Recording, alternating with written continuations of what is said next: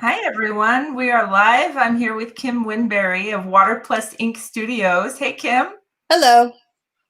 Thanks for coming on to do the show today. Our first portfolio tales. Yeah, I thought it would be fun because, I usually paint these. I might keep them out where I can see them for a little while, but then I need to do something with them. So I have this box that I got from Blick when they delivered some paper to me, and it's looked great storage to me. So, but it's over full. Yeah, you got quite the portfolio there. Let's look at some of those pieces. Okay. I did this one back around Mother's Day. Oh, And I love painting. You know me. I paint wildlife, mainly endangered species. So elephants are one of my favorites. I love the wrinkles, yeah. and I thought this was cute. So I painted this around Mother's Day. I actually did a giveaway on one of the Instagram accounts, Elephant Addict, Oh, and the cool. person that got the print of this was super super stoked about it. Oh, that's great. So, but I do have the original. And then I have this one. This one was, honestly, it was testing out my iridescent paints right after I got them.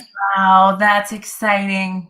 Now it's on white paper, and I painted with these dark iridescents and almost blacks. And then I was like, I really want to ink it, but I was afraid. But I inked it anyway with white. Just it's different. It's very cool. It's Thank you. beautiful.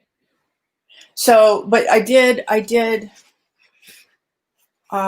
this one on black paper, Oh, cool. iridescence, and this one is called Copper Seahorse for obvious reasons. Um, but I loved him so much, and I figured, you know what, he needs a companion.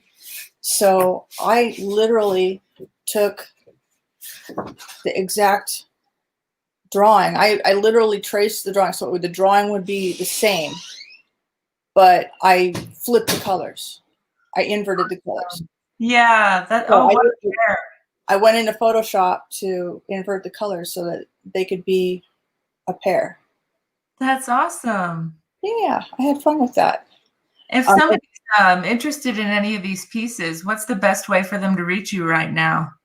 well, right now actually is a great time to do that because I am running a promotion with Bowling for Rhinos, and there's no reason why anybody else can't get in on it. So there's a great big old banner on my site, which is waterplusink.com.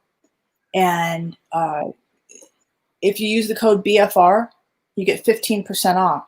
But not only that, if you use the code BFR, you get 15% off, and then I donate 15% of the proceeds to Bowling for Rhinos, fundraiser for the Kansas City Zookeepers Association. So the coupon code for people to use on your website is BFR? Yeah, it stands for Bowling for Rhinos. BFR. Okay. And if for some reason you forget it by the time you get to the site, it's in the banner up at the very top. Yeah, exactly that. Yeah, do that. All right, cool. Let's So talk about some of these pieces. yeah, and I also so it's Bowling for Rhinos, and this piece isn't done yet, but I wanted to show it off. It's Oh, wow. piece I started on live the other night. I'm still putting the finishing touches on it, but there you go. I'm inking it. I need to drop this back into the shadow with ink swirls. That'll darken that up and it'll push it back. But yeah, so That's I'm just inking the rest of it. coming along. Yeah, and then have you seen my Save the Chubby Unicorn merch? I haven't. I haven't seen that yet. I've been out of the loop. You got to show Okay, it to me. okay. I don't. Let me. Can I? How do I share a screen? Share Uh, screen. I have the option down here, but I don't know if you do. Share. Okay. Share screen. Okay. So I'm going to share that screen share, and then I'm going to go to my website and go to, can you see my screen?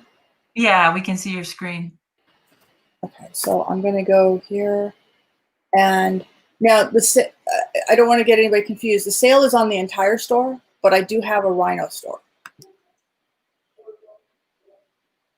So the sale is not just on this store, it's on the entire thing. But I did collect all the rhinos here for this. But I have a little sticker, and then my different rhino paintings, and I love this little enamel mug.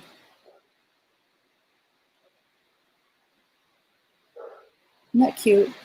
Yeah. Anyway. Oh, the rhino is the chubby unicorn. Oh, I get it. Oh. Yeah. Okay, yeah. Yeah, so the rhino is a chubby unicorn. That's the premise. That's awesome. So I have t-shirts and these really cool Letterman jackets that I thought were really, really cool.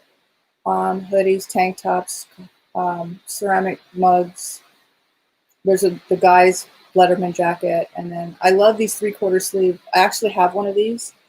And their sizes are true. So, you know, I got a big size and it's nice, big and roomy, and it's soft. Awesome. Anyway. Chubby unicorn. All right. Yeah. Okay. That's awesome. Okay. Cool. So I don't know if you, but so yeah, and like I said, I love doing endangered species. So you know, I've got all kinds of. Beautiful. I love doing wrinkles and stuff, and animals. So like, here's my mandrill. Wow. Man, look at the eyes.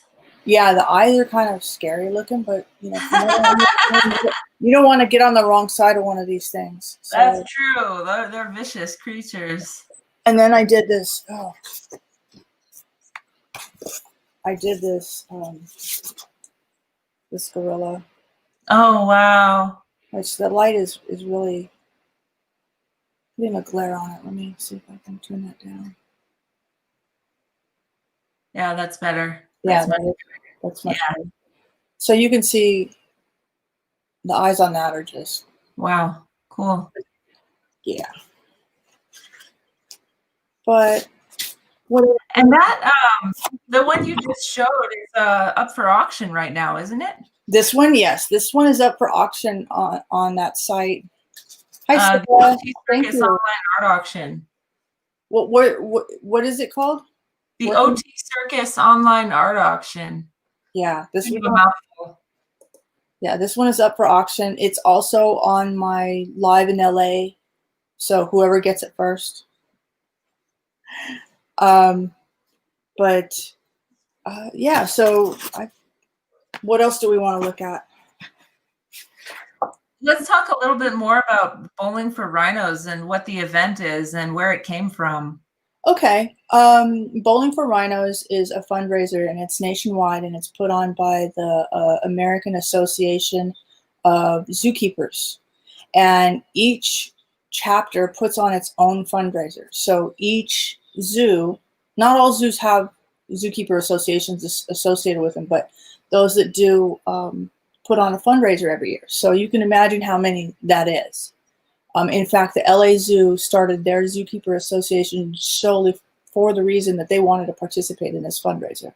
And then when they got in there and they started the fundraiser, they just stomped it, you know. But I'm working with the Kansas City Zookeepers Associate, this chapter, and what I'm doing is I'm helping them move everything, their silent auction mobile. So it's on the web now. It's not just local.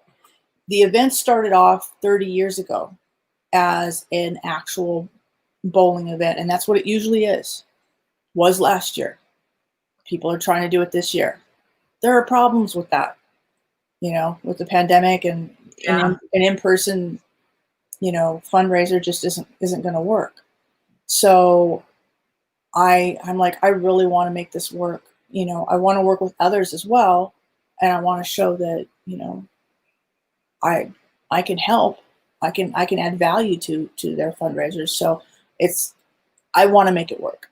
So let's take it mobile. Let's take it to the web, and I'm like, let's get more donations. Let's do even more. So I popped into a group chat with a bunch of artists, and I said, who here, this is the situation, who wants to help, who wants to donate a print, a piece, whatever.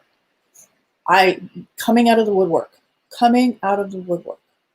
So now I'm having to coordinate with everybody and their bios, and I'm like, okay, I'm doing social media promos for everybody that's donating and all kinds of stuff. That sounds busy. That's really cool. Yeah. I So had never heard about the event until you started promoting it. I honestly I was originally approached by a woman, a representative from the Zookeepers Association.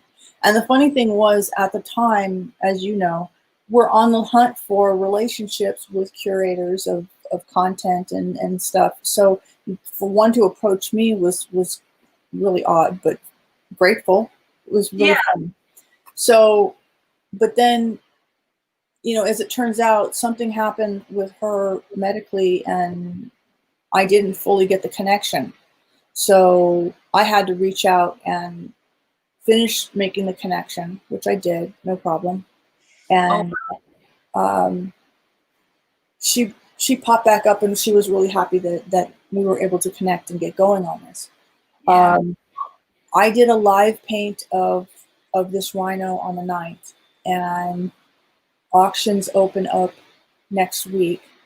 So I'm putting everybody together and putting them up on the website for the mobile bidding. And then the actual event is October 3rd. So that's October 3rd. yeah. So you have till October 3rd to put your bids in on everything. Can And people start bidding now? as soon as I get it launched, which is going to be in the next day or two. Awesome. Wow, that's exciting. Mm-hmm. I'm excited. I'm excited. And I'm also excited because as this was happening, I'm like, okay, this is the direction I want to go. I was thinking during the pandemic, we're not supposed to be going places, especially here in California where our infection rates are too high. So what's happening with the zoos? Where do they get their revenue from? I would assume that they get a large chunk of their revenue from attendees. Okay, well, that's out the window. They're opening back up, but on a limited basis, you have to make a reservation. Yeah. So if their revenue's down, these animals still have to eat and still have to be cared for. There still needs to be personnel to do that. So it's not like they can just shut their doors like a normal little shop. They still have to run, but without the influx of money. So my thought was, look, I want to help. So I wanted to get in touch with the different zoos and do an art auction or donate a piece and something along the lines that and as BFR. And I had outlined a handful of zoos to test this first run approach on. And I reached out to the LA Zoo on their contact form on their website. I reached out to a lot of them on their Instagram, finding out that a lot of them went unread. So I'm like, and then I was told by someone else that their social media channels aren't as well manned during During the pandemic. during the pandemic. So I'm like, okay, I can't let it go at you didn't answer, you must not be interested. It's you didn't answer, you probably didn't see it. So let's really make a concerted effort to get that message in front of somebody. And so I used their contact form, and I kid you not, within an hour I got a response saying, hey, your timing is amazing. We were just putting together an art auction. And so I put together a proposal. They asked for a proposal, and I kind of let them know what I had in mind as far as, hey, we can go live. I can paint whatever I'm going to donate while you talk about the zoo and everything that it does for the animals and stuff, and we could do all this, and then I'll donate that piece to our original, you know. And I'm just waiting to hear back. But I reached out, and they're a little slower moving, but I have faith that LA thing is going to be a really good thing. I know that you've also you've had a lot going on. Like you recently released a line of enamel pins, and Yeah. you've got stickers, and you've been Oh, making what are really affordable fine art products. yeah, and here's why. You know, first of all, I love stickers. Who doesn't love stickers? And my bright, vibrant animals, you know, lend themselves to stickers. So the art that I have is mostly endangered species. The endangered species have a message. I want you to look at these animals and ask yourself, why are they endangered? What's happening to them? A lot of time it's man's involvement. It's forest clear cutting or poaching using horns or other animal parts in traditional medicines or whatnot. Um, it's just exploitation of these animals. It's encroaching on their environment without thought to what's going to happen. When I first started painting these guys, and I didn't think about this, but they're clear cutting forests, and you have a habitat of tigers, and you clear cut a path through the middle of that habitat.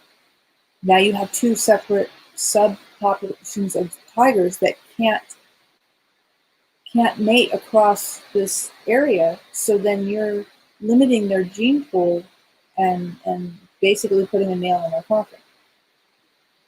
You know, and I hadn't thought about it, you know, in those terms.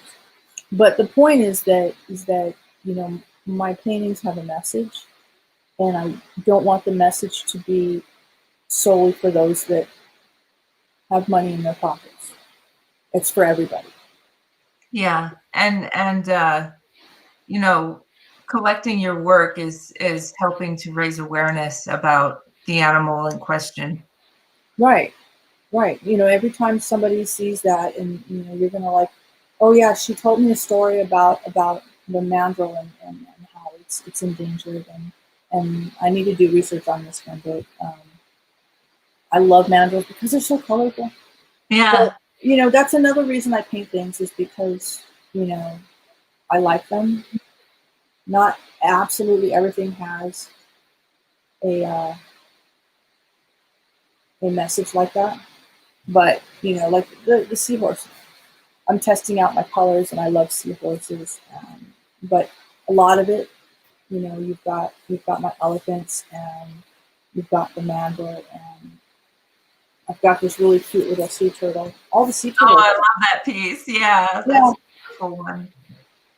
yeah. So this is just a little guy that I painted on a live one night, you know, and he's got, you know, I don't know if but when you look really close at my work, there's a lot of inking and line work that I put into it that you could stare at it and look at all the little lines that I put in it, and it just adds to it. But you don't always see that like at this distance, you know. Yeah. Well, thank Yeah. you so much for coming on and sharing your portfolio today. Thank you, thank you for doing this. Absolutely. Is there anything else you want to talk about or touch base on, or? Um, to the effect of to the effect of a couple things to the effect of affordable art. I just next week I'm launching these on my site. They are I'm calling them my water minis, and these are the ones that are on the site for auction. And I'm putting them on my site next week, launching them at $50 each. And I've got all these cute little guys. I kind of like the camel. I didn't like him at first, Camel, yeah. but I kind of like him. And then, oh, so this. And then I have 2 different mandrills. There's a white mandrill too. Wow, So, cool. yeah. And then I have these, which are water minis, and then I went to look for more paper, and I couldn't find any, so all I found was this 6x6 pad. So these are like the water minis big brother, but they're also mini. Yeah, that's a beautiful piece. And then I did this. That's the other thing about my stuff is you'll find really goofy, you know, I painting endangered species can sometimes make me really sad when you think about what's going on. So I kind of take a detour every now and again and paint something really goofy. Yeah. And then, I like your wet dogs. oh yeah, wet dogs. Check this out. I have.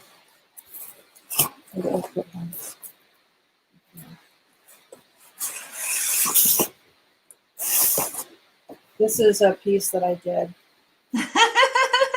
Right? It's actually a picture that a friend of mine posted on Facebook. It's their dog in the pool, and I'm Nice. like, I just have to do that. They didn't ask me to do it. It's not a commission, really. It's just I stole one of their pictures. I asked them if it was okay if I painted it, which I always do, by the way. And so that's him. Nice. But I just ordered the Class Clown Goofy Giraffe Ooh. enamel pins. And they're going to be super limited because I was only able to order 25. Oh, wow. So the price is going to be a little bit higher, but they're, you know, they're going to be very limited edition kind of thing. Nice. But I opened up for subscriptions for the pins, and you get the pin, a 6x9 postcard of the art that it's derived from, and 3 stickers in a box. I mailed it out, but it's a super box. I got a custom box done by FedEx, and it's custom printed with my stuff all on the outside and the inside. It's awesome. Cool. But that's also somewhere in my site under merch enamel pins stuff. So all right, cool. But it's about the stories in the pieces. It's about why I'm doing them. It's about, you know, that's why I do it. You know. That's awesome. Thank you so much. Thank you. I like that.